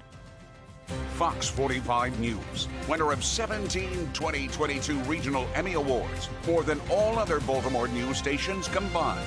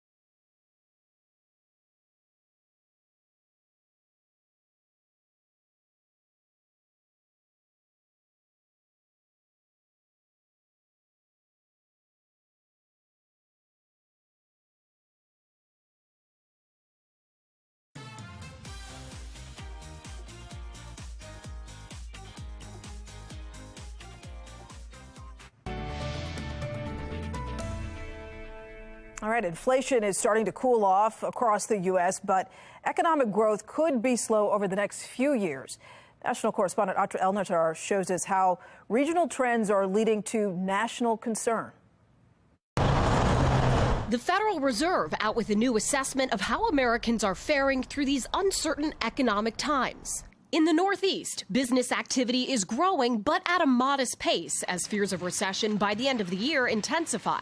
Many pulling back discretionary spending to make up for high prices for necessities. 15 years ago. Businesses hit by inflation too. This restaurant owner in Rochester, New York, absorbing some of the costs to keep customers. The cost on everything is just through the roof. In the Midwest, businesses are having an easier time hiring, but wage inflation is still an issue as workers are in high demand. The president of the Cleveland Federal Reserve Bank, Loretta Mester, pointing to mass retirements during the pandemic. There's really little reason to think that we'll see an influx of workers that's large enough to return the overall participation rate to its pre-pandemic level. In the South, housing demand is cooling. There's been a slight drop in the median price of an existing home, but rising mortgage rates mean many are still priced out of this market.